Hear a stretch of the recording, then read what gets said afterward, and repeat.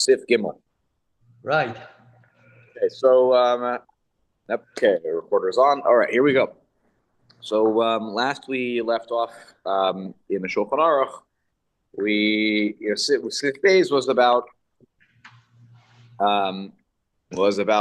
all about the door and the candle near the door, different iterations of how candles are near doors, and what gezeros, what decrees the rabbis put into place in order to ensure that a person would knock the fire out, or fan the flames, perhaps. Or and then sometimes we weren't concerned about certain things, like if there was sort of I guess a gram kibui, or closing the door, and then that stops the airflow. We talked about how that wasn't a problem. Hopefully, all that sounds somewhat familiar. Okay, so now we're up to Sif Gimel, which pivots a little bit, actually a lot of it, in terms of what we're dealing with. And we introduced this a little bit at the end of last week's shir. We read a little bit about the case, so we'll read it again. And again, the big topic really that we're going to deal with here, the overarching topic is basis, is literally, which we'll see when we get to that, the word in the Shulchan Aruch is going to be defined by whoever wrote the Targum whoever wrote the translation, which is not the Ramah, by the way. When you get the parentheses with the Perush of the Milah, that's not the Ramah. Of course, I was about to explain. So it says a davar hanos davar acher. It's something that carries something else. So it literally means a base. It's something that holds something else up. And we're going to see over there, he's going to point out that the Targum in the Torah, when it talks about the phrase "et kano," you think about the menorah. As menorah. Sorry, when they talk about the kior, as kior ve'es kano. So the Targum on es kano is v'yas b'sisei, and it's base. It's the thing that holds up the kior. Right, the kior ve'es kano, the thing that holds up the kior, which was the wash basin that was in the Mishkan. Anyway, so we'll get to that definition, but I'm giving that away because it's very important to understand the relevance of basis to this discussion that we're about to have. There are other parts of this discussion too. There's some muktzah mixed into this, so we're going to talk a little about some of the laws of muktzah. So it's a nice smattering of different things, but it's very relevant and practical because we'll talk about there are certain times that we leave things on the table. And it was muktzah, and it's muktzah, and I leave I leave some sort of, whether it's the candles or I leave some sort of prohibited item on the table. What do I do with this prohibited item? And that's on the item. That's on the table. Okay, so Sif Gimel reads as follows: Shachach ner al hatavla. If I forget a candle on on a board, on a wooden board, minares hatabla v'huno filafilu imu dolek. Excuse me. You could shake the board, and if I need to use the board, so I can shake the board off, and it'll fall. The nair will fall, even if it's burning right now. As long as I don't have any kavana, I don't have any intent to put the lights out. If it goes out, it goes out. If it doesn't, it doesn't. Right. So we talked about this last time. You asked the same question. So the houses in those days did not have the same amount of wood as we have today. The floors were made out of dirt. It was probably much less consequential to put to shake a candle down onto the dirt. Probably meant actually nothing of significance because the candle would eventually go out, even if it stayed on. A tavla is a wooden board. Yeah, you need it for something else. Now you're going to see right away that the Shulchan Aruch is going to basically, not the Shulchan Aruch, the Mishnah Berurah is going to jump right away to saying, and this applies to our tables today, right? Our dining room table, or whatever table that you need. We'll get there in a moment, though. The Ramah then jumps in to say, "V'tov la'asoso al yedei ha'eno Yehudi makom she'eno tzarich kol kach." So it's better to do this, vis-a-vis a non-Jew, in a situation where you don't need it so much. She'eno tzarich kol kach. Meaning, I could use the tavla, could use it for something, but I could probably find another solution too. So that's like hedging your bets. And if you could do something else, then we'd rather not do this. This is really what is a classic case of tiltul min hatzad. I am moving something without actually touching it. That is tiltul min hatzad. That is the tiltul means to move something. Tiltul min hatzad is moving it from the side. Right? Literally here, I'm not touching it. What was that? Pulling the tablecloth. Right. So I don't engage in tiltul min hatzad unless there's a good reason to do it. So if it's less a good reason to do it, still a reason, but that's a good reason, then maybe just go ahead and ask someone who's not Jewish to do that very same action, because it always knocks it down one level to ask a non-Jew. So that is the beginning here of this siman. But let's keep going. Then we'll go back to the Mishnah Berurah here, because there's an important clarification that the Shulchan Aruch brings in. Uvilvad sheyehei ner shel shava v'chayotze bo. When is this okay to tilt the board and let the candle fall off? And there's an extra one over there for you, Richie. Thank you, Shlomo, for always being on top of the sheets for us. Reishai and Zion Sif Gimel. But because when is this okay? When it's a wax candle, a ner shel shava, or something similar. Or it could be an oil lamp, but the oil needs to have already burned out, and there just needs to be a wick left. There is no more oil left, because then I'm just dealing with wick. Okay? If there is oil involved in this situation, it is impossible. Now, what is impossible? What does that trigger for us? The word impossible means? Yes, psikresha, right. That if it's impossible to not do something, it's going to happen. That's called a psikresha. It's it's impossible that you will not cause the oil to get closer to the wick, thus increasing the size of the flame. And now it will turn out that you have violated havara of kindling a flame on Shabbos. And again, when it's a foregone conclusion, that's called a psik resha. Psik resha is not allowed unless there are other mitigating circumstances. But certainly with a deoraisa like fire, we will not allow a psik resha,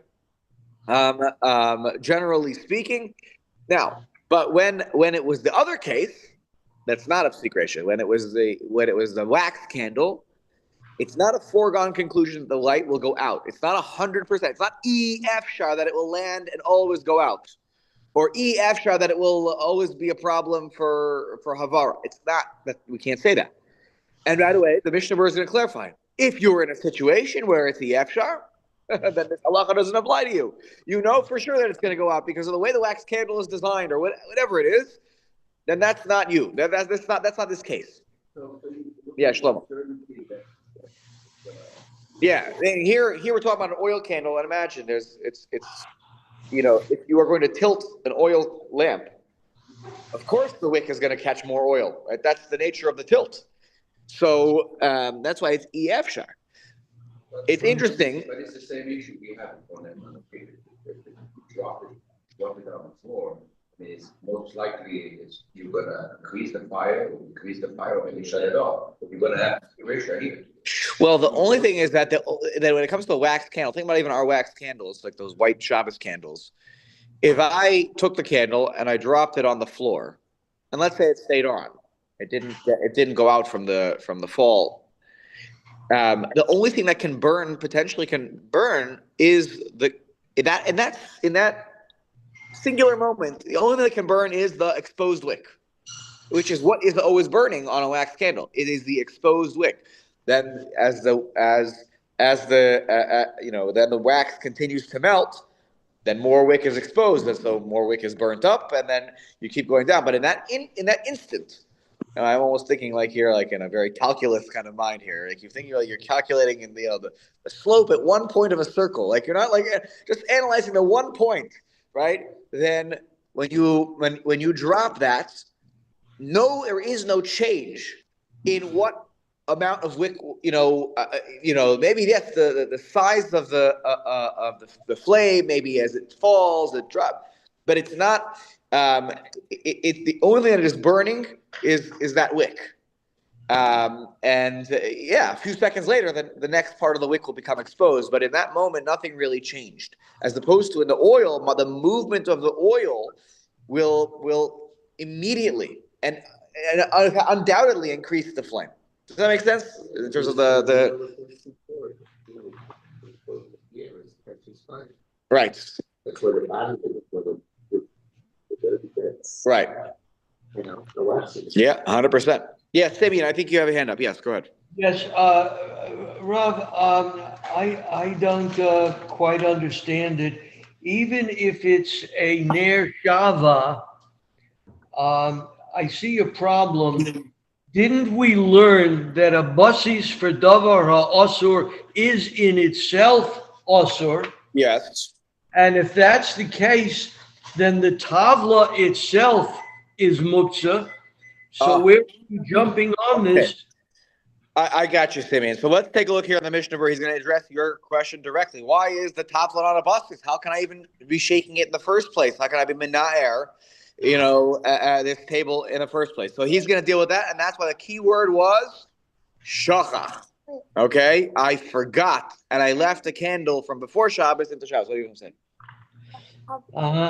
And also, Rav, in my issue of the in my issue of the Mishnah Brewer, I have a small, tiny vav preceding the word shachach. Oh, I do too. Yes, that takes you to the Be'er Hagola on the top right-hand corner of the page. You'll see. If you ever want to know what the source of a halacha is, where this is coming from, I see. Those little letters will tell you. Like this one tells you it's coming from the Gemara in Shabbos Kuf Chof, right? So that's the example. Like if you ever want to, by the way, it's a giveaway. Okay, so sometimes when rabbis like me want to prepare a shir and they want to go finding the sources. People like the Be'er Hagola have helped us out. In the Gemara, you have you have the opposite. You have the Ein Mishpat Ner Mitzvah, which it has little letters in the Gemara that go to the top right-hand corner, and that tells you where in the Rambam or in the Tur Shulchan Aruch you'll find the halacha. So it goes the opposite direction. The Be'er Hagola takes you back to the Gemara and the Rishonim. Okay. Thank you. Sure. So Yud Beis in the Mishnah Berurah. Shachach Ner. Shachach ner mi ba'od yom lo midas. What's the case that we're talking about here? That I forgot the candle from Friday. Mi ba'od yom shalom midas, and I was absent-minded. I didn't intend to leave it there. I put the candle down, and I totally forgot that I put it there. I come to the table Friday night to eat the meal. I go, oops, didn't mean to leave that here. Didn't mean to leave that here. And we've all been in that situation. Maybe not with a candle. I've definitely been in that situation in our dining room table. Sometimes somebody might forget, something that they were working on when they were doing homework. I don't know. It could be any kid around the table. I love you. Or I sometimes will forget, sometimes I will forget, and I will leave. I was doing some work there, and I left a pen or something like that on the table. It happens, right? And oops, I come to I come Friday night and I didn't mean to leave that here, right? So now what do? So here, if you're talking about a candle, we'll talk about other situations. What do you do with a pen? What do you do with this? Certainly when you're talking about a candle, if the candle shouldn't have been there, this is the strategy. Now, again, in our houses, you'll set the house on fire, so it's not the right strategy. But in the days of yore, like when they're dirt floors, this is what you would do. Okay. You could shake off a pen. Right. So the pen might be different, but there are probably also some other strategies that are available to you when it comes to something that is also to use. But yeah. Anyways. Right, if it's for the need of the Shabbos. Yeah, correct. So L'tzorech makom or L'tzorech gufo, you can pick it up and move it. You can just pick it out ahead and pick it up and move it because it's a davar. It's something that's usually used for isurim, but technically you could use a pen also for things that are mutter. You know what you could use a pen for? What? Back scratcher without the pen being exposed, right? So therefore, since you can use it as also a permissible way, not saying that that's a normal way to use your pen, but because there are also opportunities to use it, it's l'torach gufa, l'torach no. If you actually wanted to use the pen to be a back scratcher, you're allowed to move it. L'tzorach gufo. I don't know if I recommend it as a great back scratcher, but technically, so l'tzorach makom. I need the spot where the pen is. I need to put the dining room table. I need to put the dining room the plates there. I need to put the food down there. Then you're allowed to move it one time out of the way. But we'll get to that simon later on in Shulchan Aruch. Here we're talking about a fire, which is what really our focus is. This is because this is different. The fire and the busty situation make it different. But anyways, here it's not. So here it's shachach. Even if I put it down on the tavla with kavana, I mean, I know it wasn't like I absent-mindedly put it down. I put it down here Friday afternoon because I needed to put it down here for whatever reason. Maybe I needed light in that space anyways on Friday afternoon. But I didn't have an intention that I was going to leave it there all of Shabbos. And then I forgot it there. Who, turn the page, that's also called forgetting. Meaning I put it down on purpose, and then I forgot it later. That's also called forgetting to remove it. Okay? In any case of forgetting, I'm allowed to shake the table. Okay? Yud Gimel. What if you remember? Oh, wait. Hold on. That's not this case then. Yud Gimel, al ha-tavla. On the tavla, on this board, he goes, let me make this practical for you. He says, Mishnah Berurah says, this is the same law in our day with regards to the table in which the candles are upon them. Right? I don't know. Anyone here, by the way, when they light their Shabbos candles, they light them on their dining room table? Or like they on a table near on the table. On the table. Anyone else? So we haven't, because honestly, for safety reasons. So the table is not, they're off the. What was that? The table doesn't qualify for a basis li davar or asur. So in the case that we're talking about right now, no, because it's shachach. We're going to talk about today, we'll get to the case of I put it there and I want to leave it there. That's going to create a situation of basis. But here, what we're learning is, without the Mishnah Berurah saying it, is that you cannot create a basis without intention. Meaning, if I forget something, if I forget the candles on a particular table, right? Maybe we're not even talking about the Shabbos candles here. We're talking about they used candles for everything in those days, right? In terms of lights. So somebody forgot candles on a particular table. That doesn't create a basis because it was through an act of forgetting. Okay? All right. Take a look at your Dalet. Min Nair. I can shake the table, and then the candle will fall off. Your Dalet. Min Nair. Tavla. When can I engage in this activity of shaking the tavla? When I need a tavla. General rule: if something is, if something is muktzah, I cannot move it unless there's some sort of need in the situation involved. Maybe it's the space. Maybe I need the thing itself, as I mentioned to. Yair was sitting next to me. I want to go ask, about what about we're talking about the case with the pen, right? I want to use it as a back scratcher. Okay, then there's certain things I can do when I want to move. Here, even though it's a fire, which just makes it more complicated, and you can't maybe carry it directly, the way I was describing the pen. Nonetheless, you could still shake it because I need the tavla. I need the space. Maybe they were going to eat on the tavla. Maybe that was my serving table. I need the tavla for something, and now the candle is on the tavla and ruining my experience because I can't have the tavla available to me. So then, if I need the tavla, then I can engage in the kiltul min hatzad. But if I don't need the tavla and it just bothers me, I have an itch on my brain because I can't stand that I left the candles there. It's an expression.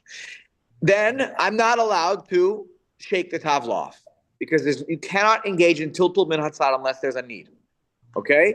Just if you want to protect, even if let's say you want to preserve the thing on the table, they're like, oh, I don't want this here because I'm worried that someone's gonna touch it, someone's gonna break. No, that's not tzarich. It's not. That don't need the tavla. That's you're trying to protect your item. That's different. You're not allowed to move it in that situation. If you need the tavla, then you can engage in this whole activity that was outlined by the Shulchan Aruch of shaking. Yes. I don't like that. The Mishnah Berurah, the time of the Mishnah Berurah, Yeah. that was a fire fence. To shake it? To drop on the floor. Were all the floors already? Because sometimes when the floors, they had carpeting, by this side, and then it was what? Stone, right? Well, look, at first glance, look, he will. I don't know. Somebody wants to have this. We had this discussion. Maybe not this year. We had this discussion once. It was maybe in YU. I don't know, but that there were still at that time there were still dirt floors, but there was already the idea was that there were already floors made of wood and made of stone and made of other things, but it wasn't not everybody was quite yet Not everybody. wealthy enough to have that situation. Yes. Yeah. Yeah. No, I think that probably over his lifetime, I think, because he passed away in 1933, the Chafetz Chaim, but he lived 95 years. So he was from 1838 to 1933. Over his lifetime, he probably saw this also change a little bit. In the Shtetlach, did they really have the fancy floors yet? It may have been in the bigger city. I wonder if it was like the bigger cities where there was more wealth and whatnot. I don't know exactly. I'd be curious to know, but.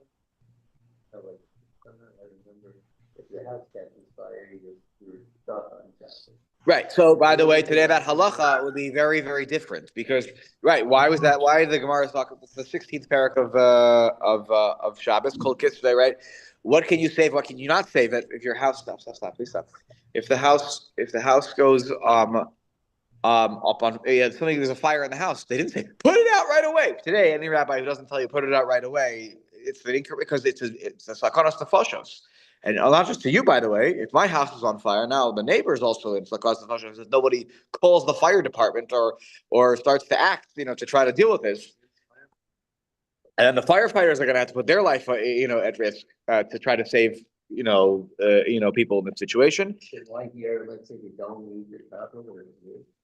Because what? It's a wooden tablet. You don't need it. It's wood, and the candle's going to burn down and sit there in the wax and set it on fire. Well, presumably, there's something it's going to melt down into, and that's. Something to melt down into. Where it could catch fire. Right. The whole business about not putting out the fire in your house if it catches fire. Right.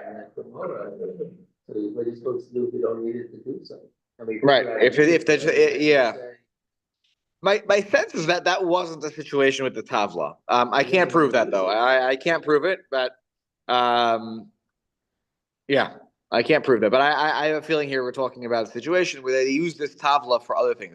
That's why he says it's it's like our tables today. Right, correct. There's always something for some reason out there. Yes. Simeon, go ahead.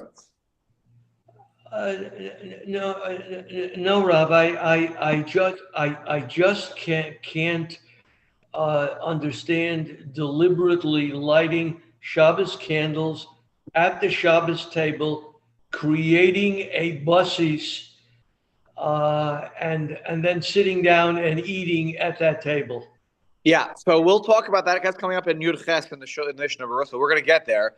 But again, here we might even be talking about the Shabbos candles because these were lit from before Yom Tov. Before Shabbos started. I happened to have put them on this table. Again, you think about in the days of yore, where it was a cloudy day, so it's not Shabbos yet.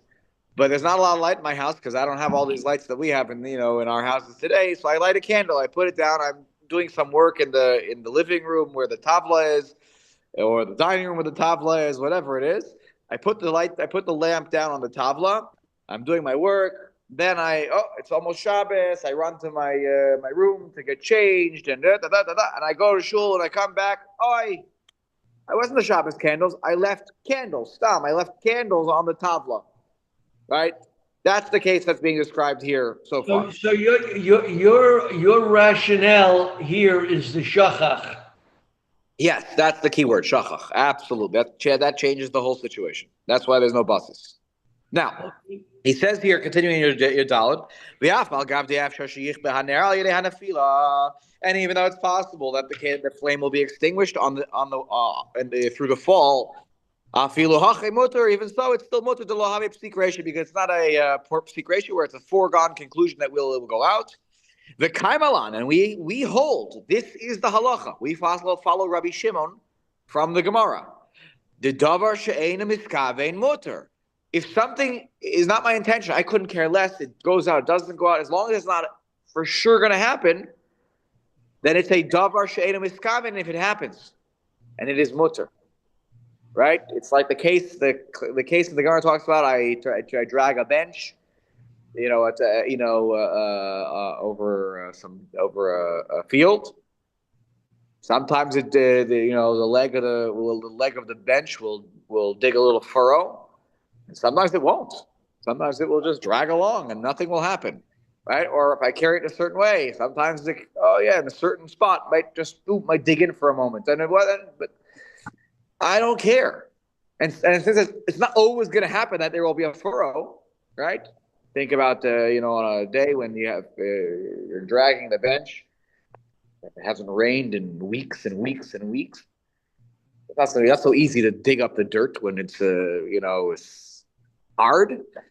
It's not a foregone conclusion that there's going to be a ditch there. Now, if you know that there will be a little furrow, okay, then it's a psikreshe. But if it's not a psikreshe, it's called a davar she'ena miskaven. It's something I don't intend for. I don't care. I want the bench to be in my house. That's why I'm dragging it. I couldn't care less if there's a little charitz in the dirt or not, little furrow. So that's we paskin. It's mutter like Rabbi Shimon, and that's why the whole point is here. Maybe the candle won't go out on the fall. It may, maybe 80% chance it will. But since it's not a foregone conclusion, we permit that. The cost of Meiri, okay, and the Meiri writes. The Meiri was a Rishon from Provence, from southern France. The dafka imhu minaro benachat. Now he starts saying, like, okay, guys, let's talk realistic here. If you're going to violently flip the table and the candle goes flying, he goes, I think that's a psikreshe. So he says, when we're talking about shaking it, it has to be shaking it benachas, gently, right? The hainu, what does nachas mean? The hainu shemateh tabla umarido la'aretz. First, I say here, you Tommy, you grab the other end of the board, and we take it off. So it must be sitting on something, and we're going to lower it down to the ground. So it's not a violent, fall where it's coming, from 10 feet down, whatever, for 5 feet down, and it's falling. No. And then once we're at dead ground level, then we'll gently shake it off so it goes onto the ground. It still could go out, but you see now a very different situation. You're actually like shaking it gently and it's going off, and maybe it tilts and oops, it falls. But sometimes you might just actually get it off, like it'll slide it off. So it's not a foregone conclusion. So that's what the Meiri writes about this whole situation. The Meiri thought if you don't do that, it's a psikreshe. Okay, I'm sure there are those who might not agree with him and say, no, it's not a foregone conclusion even if you don't do it that way. But okay. The Maharil sounds like the same way. You have to do it with Nachas.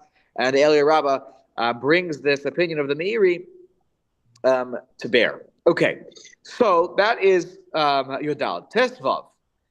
This talks about that it's better to do it vis-a-vis the non-Jew.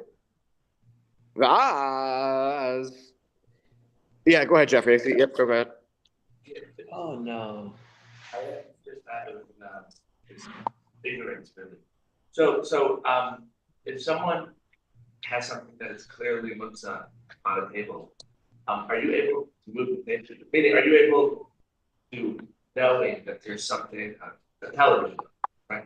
You pick up the table and move the table to the side of it. Because up until you said the word television, I was nodding this way. When you said television, I started going this way. But I'll explain why I started changing my nod. Could you repeat the question? Yes, I will. But yes. And then isn't the whole can you just not do anything with it? Isn't that first part also? Meaning to work around it. So and I'm going to repeat the question now for those who are listening on Zoom here. So Jeffrey was asking, why can't we just say, let's move the tape, to move the whole table? No. Oh, sorry. Mr. Brewer said, you take the top off. Oh, I take it, I move it down, and I shake it. Shake it off. Yeah. I didn't talk about the whole moving the top off, right? Are you able? Right. So Jeffrey's asking, how am I allowed to move the tavla? Okay. Why? Yeah. Why do you feel like I can spell it out? I just assume that this is where my ignorance comes in. But this is where education comes in. But go ahead. if you, Yeah. I'm trying to do something that is clearly. A television, right? Clearly something, right? A cell phone, okay, whatever, right? That you can't just move the, if it's on a table, you can't just put the table outside the house, right? You can't just Right. pick up the table and move it outside So- without touching the phone itself. Right. So Jeffrey's wondering, just again for those of you watching on Zoom, Jeffrey was wondering, how in the world can you pick up the table in the first place? What if imagine you had a TV on there or a cell phone on there? Like, how can you pick that? Like, you could just you could just pick up the table. So the answer is very. You're not gonna like my answer. It depends, right? And this is where it's important to know the details, right? A television is a very different problem than even a cell phone. Or why? And we're gonna get to this a little bit in a moment. And also, intention matters, right?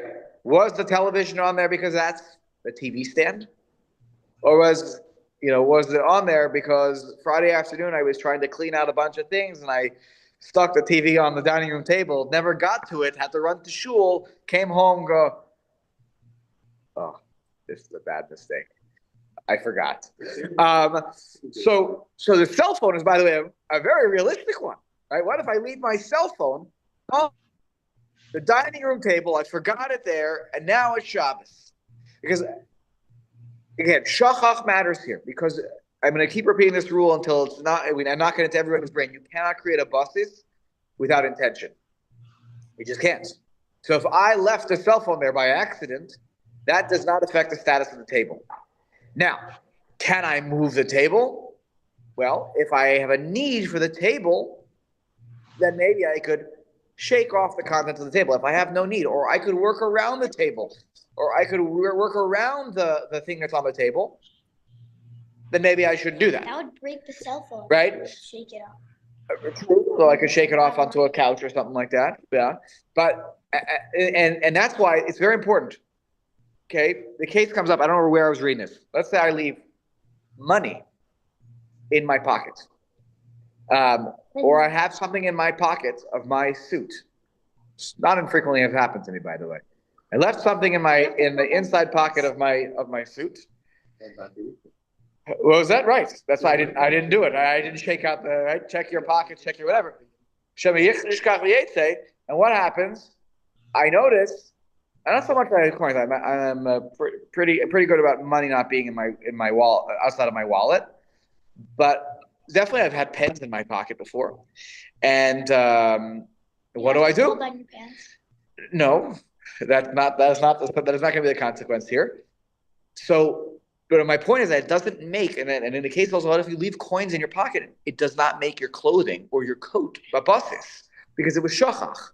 Otherwise, you could say that coat or that suit jacket or that is gone. I can't use it that Shabbos. Let's say I even recognize I didn't put my coat on until Shabbos morning because it was raining Shabbos morning. I take my coat and I hear jingle, jingle, jingle. There's coins in the pocket.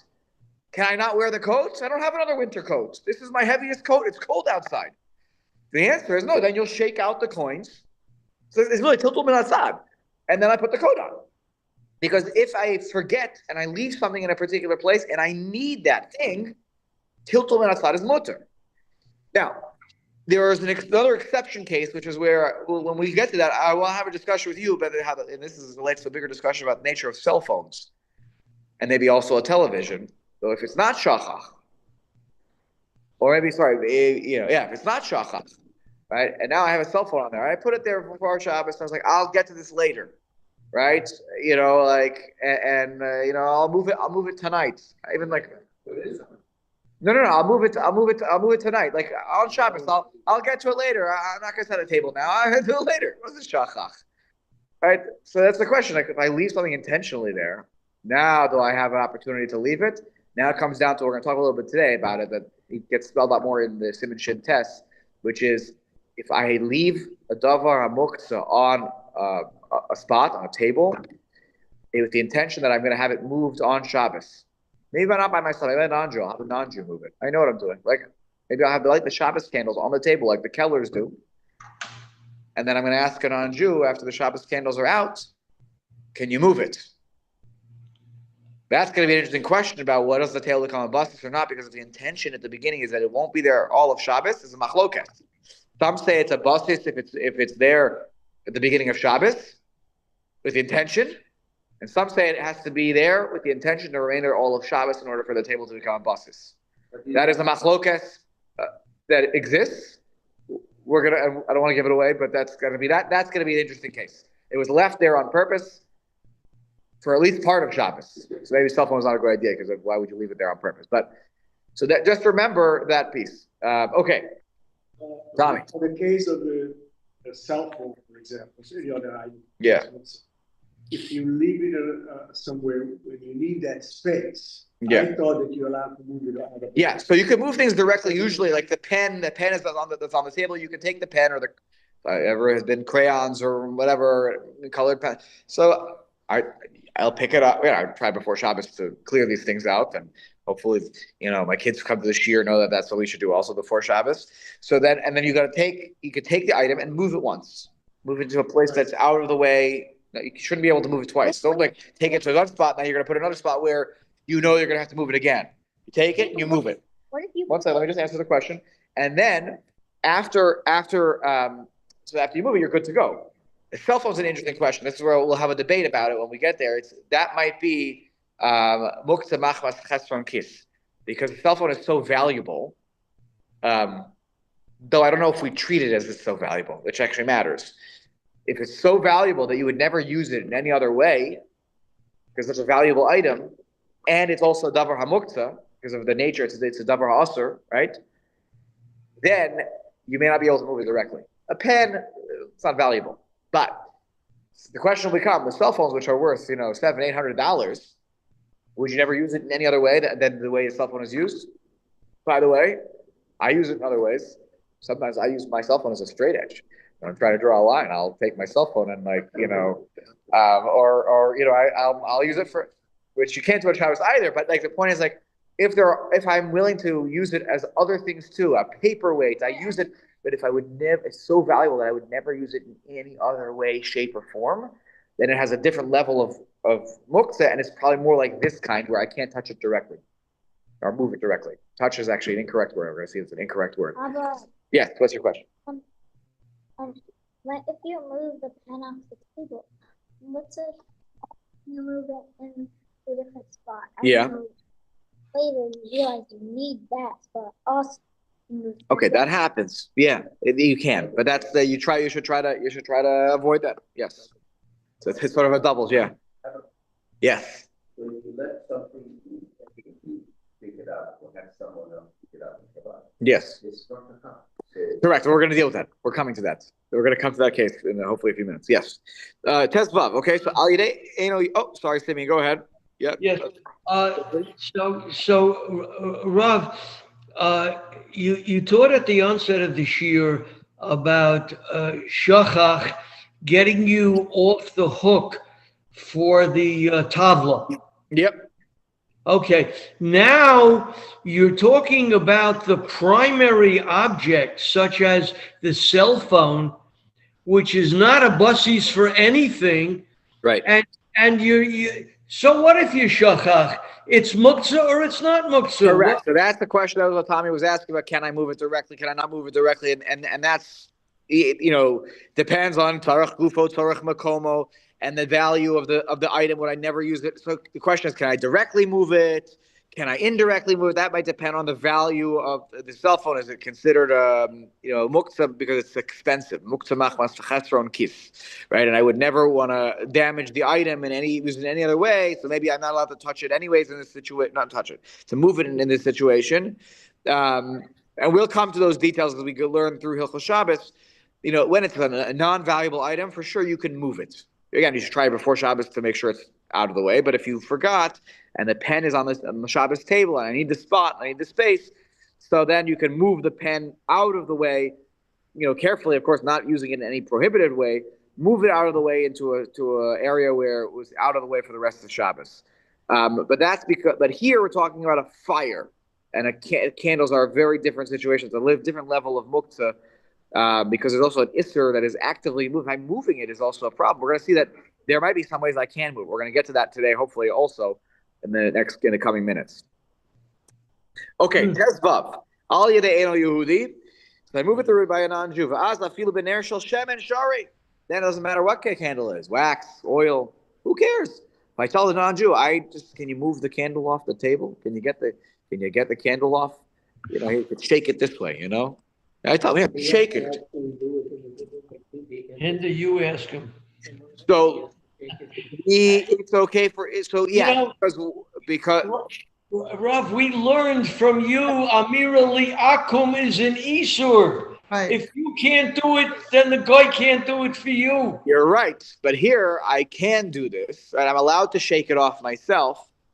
And the oil one is going to be allowed also to be shaken. Why? Even though I can't do the oil one. Because here's the important rule when it comes, again, there are always exceptions. That's the thing. We learn rules, and then we learn there are lots of exceptions. Why? The rule of sikreshe does not extend to Amir L'Nochri. If I tell a non-Jew, I need you to shake this candle off because I need my tavla. I need to use it for whatever, right? Me and my children are playing a board game to enjoy Shabbos together, or we're learning. I need a space for my svarim, and I say, "Can you please shake this off the tavla?" What if you don't speak the same language? Then you'll figure out how to communicate. That's a detail, right? Then speak reshe does not extend to the non-Jew. To me telling the non-Jew, I need you to get the candle off, right?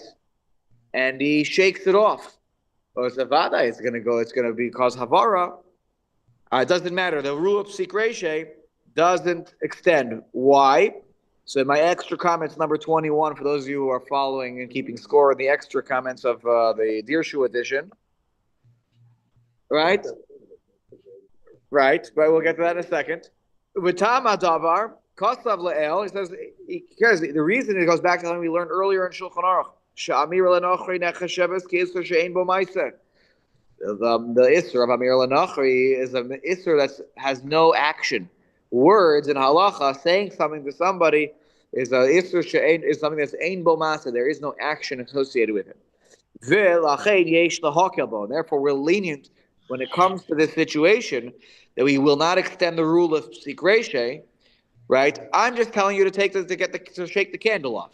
The fact that I know that because it's an oil one, the candle is going to go out, there's no action on my part, right? And so that my words don't extend to the certainty of the psik reshe.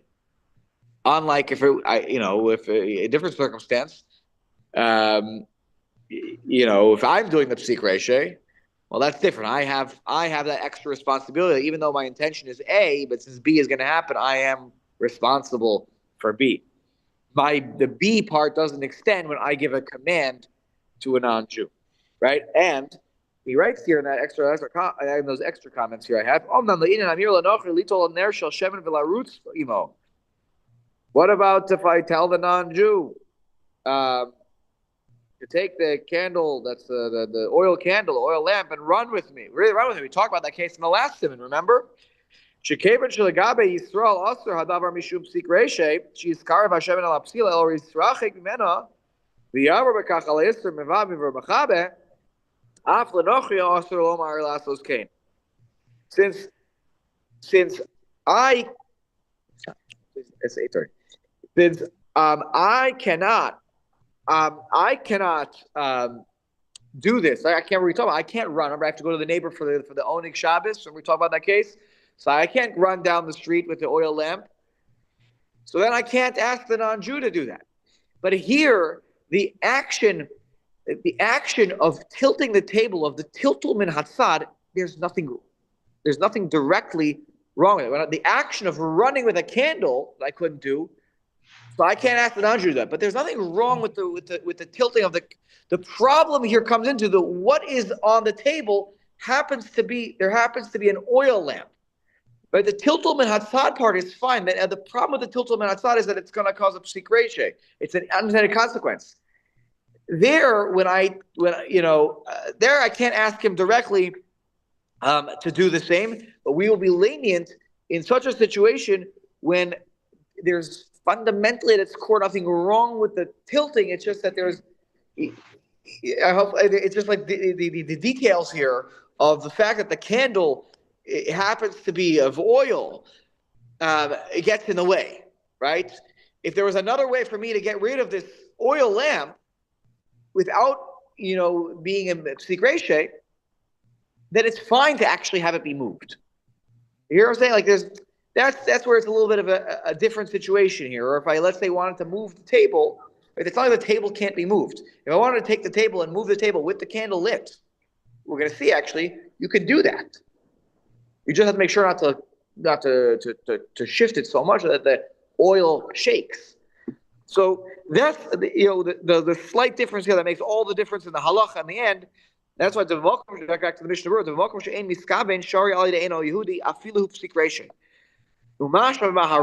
now this is a line that's gonna Simeon I should probably mute myself so Simeon doesn't hear the next line. because I'm also actually a little bit uncomfortable with the next line. Not uncomfortable, I actually struggle a little bit with understanding why. He says it appears from reading the Maharil's words on this topic, the im eino Yehudi muzman, if there's not a non-Jew around, better to do this via a minor. Now, I don't believe he's talking about the oil part. Okay? Because the oil part is usher for a Jew, and a Jewish kid is no different. Yeah, so what's happening here is that I have a wax candle. I need to get rid of it because I need the tavla, or I need the table, whatever it is. Let's just update it to a table, right? I need my dining room table, and we happen to have forgotten by accident this wax candle that was sitting on the table. Yeah, it's on, and so I am allowed. Tiltum outside of this situation, mutter. Rama says better find a non-Jew. Why? It's noch better, right?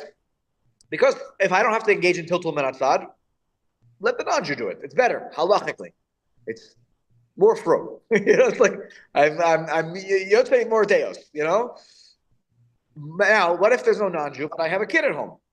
Should I tell my kid to tilt the table? So I've generally said, and I will still say to this day, I'm not going to change my opinions. It is awesome to do something wrong on Shabbos. It's also midoraisa. Why? Because the Torah says your children cannot violate Shabbos. That's the whole discussion about the animals. Even animals, your animal can't violate Shabbos. If the animal does its own thing, that's a different thing. But if it's for me to get my animal to do something, and that's the same thing for my kid. It's always my favorite example. You hold the kid up to the light switch and go, "Here, you do this, not me." That's actually worse. They'd rather do it with a shinui. That's not even so simple to say that you should all do it with a shinui. Is this? I understand. I'm saying sometimes there's a shinui that we could do, but so why is it here that the child? Why are we saying throw the child into the mix here?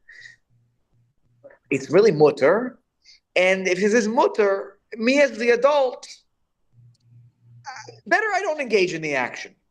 Now, I wonder if it, I don't have a sefer of the Maharil. I'm curious, do we differentiate here between a katan she'giya l'chinuch or a katan she'eno giya l'chinuch? If I told him or I told her to do this, I'm actually teaching them the wrong thing to do when they become bar bat mitzvah. That's correct. If I take my 3-year-old and I say, "Here, you want to play a fun game? Flip the table." Oh, favorite game, flip the table. He doesn't know any better that it's some Shabbos consequence. So part of me feels very uncomfortable that a kotan shehigia l'chinuch that has some understanding they learning what Shabbos is that should be doing this. That's where I'm a little uncomfortable already. Yeah. Not us or right. It's not us. It's not. That's why. It's a little better that you don't. It's a little bit that I don't, and the kid doesn't. And if the kid doesn't know any better, But the chinuch part now is that the kid it's something that you could do. right? And So you're teaching them. I could do this. It's possible. Don't do. Don't. It's This is not something if you could. Because it's mutter. What bad here? What bad chinuch am I doing? I'm not actually doing any bad chinuch here. It's only good chinuch. Okay. Yeah, Tommy. Yeah. Yeah, so here they. So I read this yesterday. This is when what happens because in halacha, chera shota and katan always go together halachically. The deaf mute, the one who is mentally unwell, right, and the katan all go together in a halachic category as because of there's a lack of das in all of them, in different ways.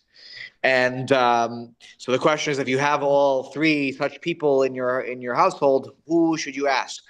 They're adults also. The Cherish and the Shota are presumed to be adults, Jewish adults, but they are potter for many mitzvahs, like children are, because of their mental status, right? If you see someone who's they talk to themselves. They're in a completely different space. They don't even know sometimes what day is it. Where am I?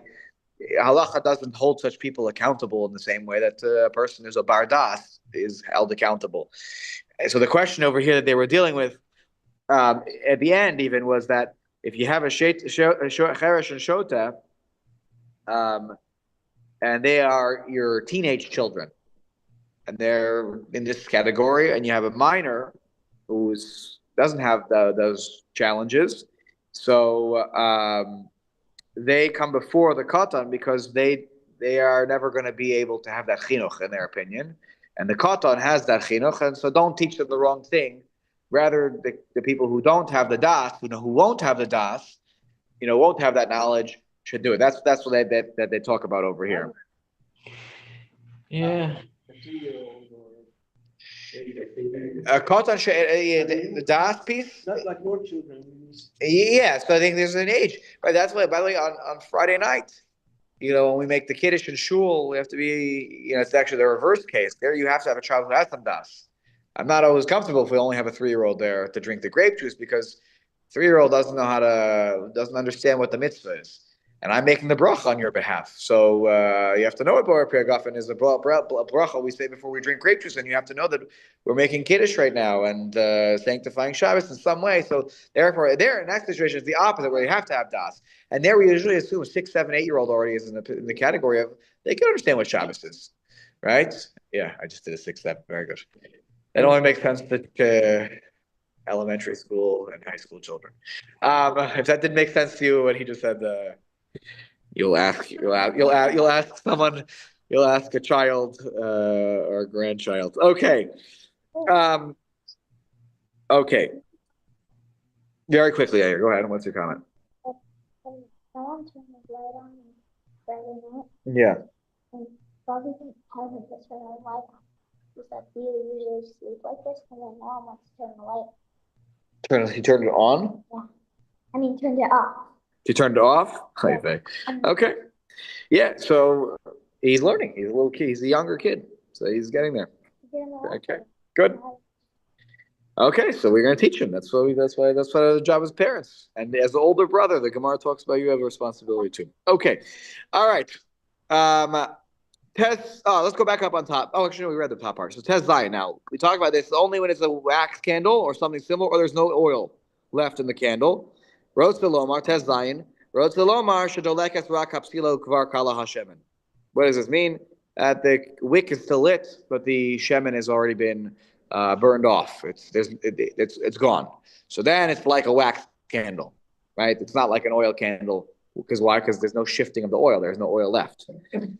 Yud Zion. It's impossible if there is shemen to not cause it to go closer to the wick when you shake off the table. So Vidavka, hold on here. Vidavka beniur amrinan dehup sikreshe. Okay, this is the key point, folks. When it's shaking the table, that's when it's a foregone conclusion that you will cause havara. But that's when we say it's a sikreshe. Val tiltul be'ama esa tavla. What if I just carry the table with a friend, or maybe it's small? It's a small tavla. And I move it myself. Put 2 hands, one on each end. And I just want to move it. Jeffrey, this is your question. I want to move the whole thing out of the way. Right? So he says, about tiltul be'alma es tavla or shulcha mimokom shari. Permissible. Afilu munach alav ner shel shemen, even if there's an oil candle on there. The lo have sikreshe. It's not a foregone conclusion that it's going to happen. Because if I'm carrying it level, what's happening to the candle? Really nothing. Nothing's happening to it. That's why he says you have to carry it slowly and carefully. If you carry it quickly, of course it's gonna shake. But if I carry it carefully, it's not for sure. Maybe it will shake, by the way. Maybe my hands will suddenly shake in the middle of carrying it. But it wasn't like when I engaged in the situation, it was for sure going to happen. And that's why, by the way, in the Dirshu edition, they have this case of what happens if you have an oil candle, cup with a candle, and the wick is floating. It's not fixed in one spot. So it's not a different situation, by the way, because a floating wick, then you can carry it more quickly because the oil is not. It's like floating on the surface. It's not absorbing any extra oil as a result of the movement. So you can carry it. Rav Vosner Paskins that you can carry it. You don't need to be careful. You can carry it a little more quickly. Okay, now back to the Mishnah Berurah here.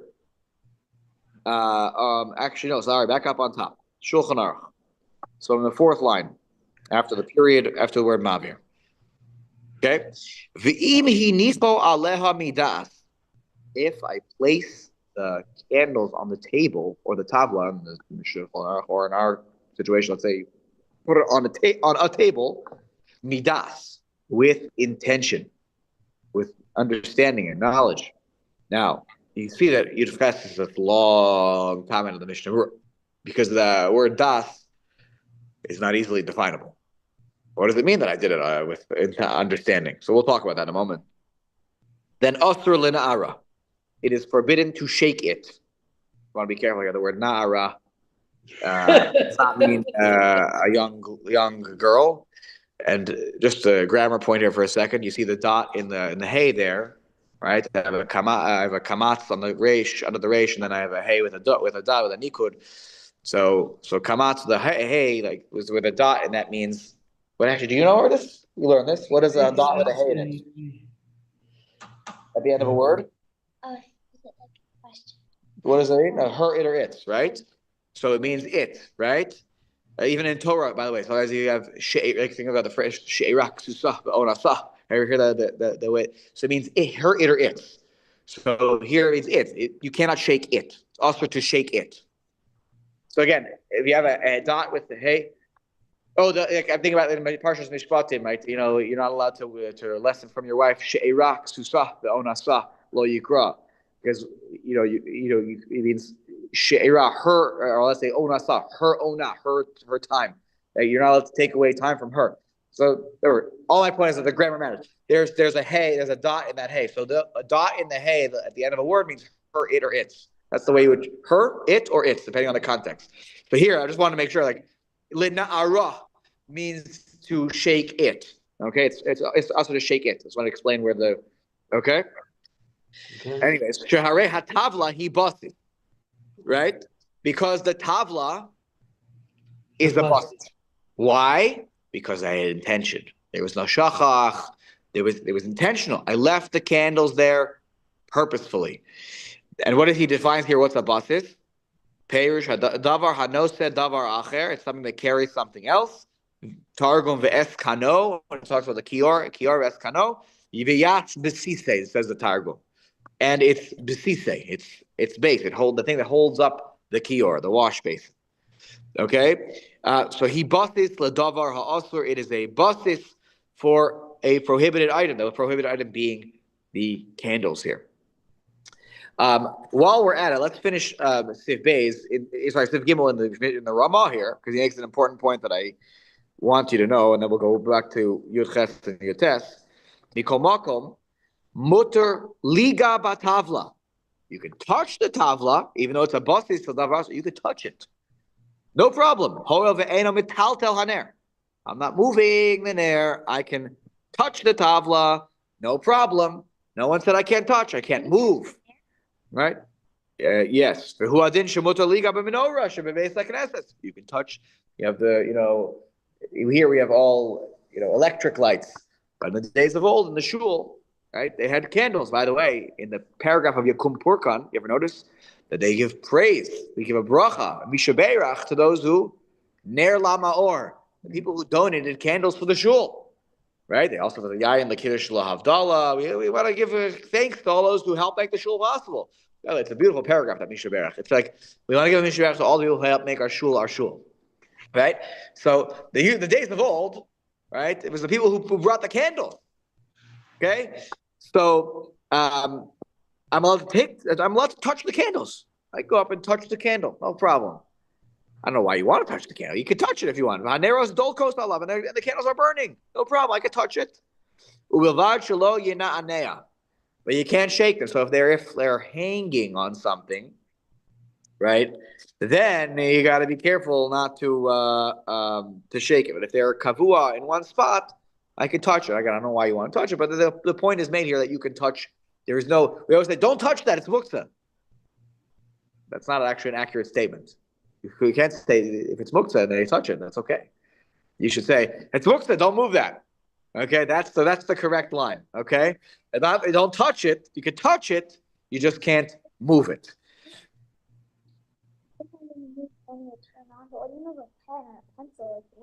That's all. Listen, moving. That's why that might not be classic. A pen may not be a classic case of muktzah. That might just be a davar also. That's that's something that's prohibited, and we're gonna get to that. There's a whole statement about the difference between sort of sticks and stones and dirt, which are classic muktzah. There's no use for them. As Rav Hershel Schachter always loved to categorize it. It's junk. I don't need it. And it comes from the outside world, sort of. It's all the stuff that grows outside. Things like pens are. It's a kli. It's a vessel shemalach talisser, which I use for most of the time prohibited actions. Then I can move those things to Torah kufa l'tzorach. But if there's dirt or sticks or stones that haven't been prepared from before Shabbos, that's why if ever there are sticks or stones that you guys over the years have, you're moving, you were walking, and you guys pick up a stick on Shabbos. That's why I'm like, no, you have to drop it. Don't touch it. Yeah. It's basically a get it. So that's right. Parents are very firm here. Don't touch it as a getter, so don't move it. It's probably actually true, by the way. That's true. But that's the story. I've told you the story before about the Rav Soloveitchik. He once had. I told this story before on this show. I know for sure that he had the guests over, and the kid went over to the candlesticks, and he was touching. I don't know. He was touching the design, and he was touching it, and the guests, like in the Rav's house, and he's touching. Like my kid is touching and he's quiet, and the Rav is watching this, and apparently the father was very nervous. So he's taking the fork, and he's playing with the utensils. He's moving it, whatever like this. And at some point he goes, the kid's name, stop! You can't stop touching the thing. That's muktzah. And the Rav he sort of leaned over to the guy and goes, what he's doing is mutter. What you're doing is asur. Right? Because he was nothing wrong with touching it. He wants to touch it. It's not asur. But he was like, he felt like his moving the utensils for no good reason was asur. That's interesting because that's a whole sheer to itself. Is that's really true. But the point of the story here was that the kid wasn't doing anything wrong. Touching is actually okay. Okay. Yes, Simeon. Just as a brief, quick aside, if you gave a test on today's shiur, I would not know the appropriate answer to give you. Now, if you say davar shemalachto li'isur is touchable, listen, forget about the fact that you can scratch your back with your pen. Davar shemalachto leisur is asur. Yes. How could you present or this rabbi present to this young man the idea that what you're saying is wrong? How could it be wrong? The use of a pen, shemalachto leisur, the use of the pen is prohibited. Right. Now, you want to take it to use it for a malacha that is mutar? I can't see how you could let go of that. I can't see how you could present that. Yeah, I hear you. So the answer is like the Rav Soloveitchik the story, as funny and silly as it is actually a great example of the rule is there's no, with anything that would be considered muktzah, davar, kli, if I touch it without moving it, there's no isser. The isser is what's called, the isser of muktzah is litaltel is tiltul, which means move. So just one rule, just always remember, is when we talk about the Isra of Muktzah, it's to move it, not to touch it. So, by the way, this may seem ridiculous sort of with the case of a pen because it's so light, but you can imagine if you have somebody who's imagine you have a large television, I don't know, and someone's touching it. I don't know, they're putting their hand on it. But the television's not going to move because it's huge. It weighs a lot. It's not moving. I'm allowed to touch it. Or you think about some other large, like, can I lean on the car, right? Couldn't think of a more other object than a car, right? Can I lean on the car? There's no problem leaning on it. What's the problem? I'm not moving it unless you're whatever. I guess you can. Like there's suspension. I see you can move. But you get my point here. If you're not moving the car, or you're not moving whatever then it doesn't fall into the discussion of muktzah. Touching something is never going to be a problem. The second point to respond to what you said, Damien, is that and maybe it's helpful for me to do this even for al-rega lachat right now. There are a few different categories of muktzah to keep in mind, because the word muktzah is overused and incorrectly used most of the time that it's used by Jews. Sorry, I'm just saying the truth. A pen is not muktzah. I'm going to say crazy thing here. A pen is not muktzah. A phone is not muktzah. That's not muktzah. Pen or a phone is a kli. It is a vessel. It is a purposeful item. It's a kli shemalach to use your words, Simeon. That its usage, its function shemalach to leisser for things that are prohibited. The rule that could not be it is black on white in the Gemara, a kli shemalach to leisser, letzorach gufo or letzorach makono. If I need the item itself to use it in a way that is permissible. So my case of the pen being used as a back scratcher. Not using the ink part, right? It's closed. The pen is closed, and I take the pen and I go. It is mutter, and it's a crazy thing. Whenever I teach, I've taught my 8th graders that sometimes in the past when I've taught 8th grade. It is mutter. I actually don't usually teach that to younger kids because it's confusing. Because they're hearing at home, don't touch that. And like it's too much. Like I can't. That's too. But when I get a little older, like I'm a big believer. I'm like, you need to understand this difference. That is also. Or letzorach makomo. So that's mutter. Or letzorach makomo. The pen is on the table. Oy vey. There's a box of crayons on the table. And I need a table. It's my dining room table. We're going to eat Shabbos dinner here. I should have cleaned it beforehand. 100%. My fault. Now that this is a situation, or one of my kids is very little and they take something and they put, they put a box of crayons on the table in the middle of Shabbos. Can I move it? The answer is tzorech makomo. If I need the spot where the davar the klisha malachto leisser is, I can move it. I move it somewhere else. Move it away. If there is no reason for it, the movement, cannot move it. Or what's called in the Gemara's terminology, mechama letzel, from the sun to the shade. Let's say the example is like something is. I have a tool. I'm a farmer. I have a tool. I left it out in the yard. Shabbat morning, I'm walking to shul. Oof! I left that tool that I always used for my work. I left it outside, and I read in the I read in the Babylonian Times the forecast is supposed to rain today. I'd rather not have my tool rained on it. Rust sits. Nechama letzel. The answer is no. Or the sun is going to do damage to it. I'm not allowed to move it because there's no usage for it. Now, if it's a klisha malachto leheter, let's say there's some item that I use for permissible things. Okay? A knife. I can cut my chicken when a knife. So what if I left my knife on the front lawn? I don't know why I was there, but let's say I left my knife on the front lawn. Can I move it? The answer is the klisha malachto leheter. I can move letzorach gufo, letzorach makomo, or mechama letzel. Or what? Mechama letzel, from the shade, from the sun to the shade. Meaning it's to protect the item. Okay. Not for any Shabbos purpose, but to protect the item. I'm allowed to move it. But if there is absolutely no purpose, even for a klisha malachto leheter, I'm not moving it for any other reason. The knife could stay there the whole Shabbos. Nothing would happen to it. Then you can't move it. That's the whole story with the Rav. He's saying that there's no point to you're fidgeting with the spoon. Why are you doing that? Because you're nervous that your kid is touching the Rav's, candlesticks. Nice, he's nervous. So we would say with the sort of modern day psychology, you're doing that because it relieves your stress. All this, nowadays, so many of our children in school are, they need a fidget tool.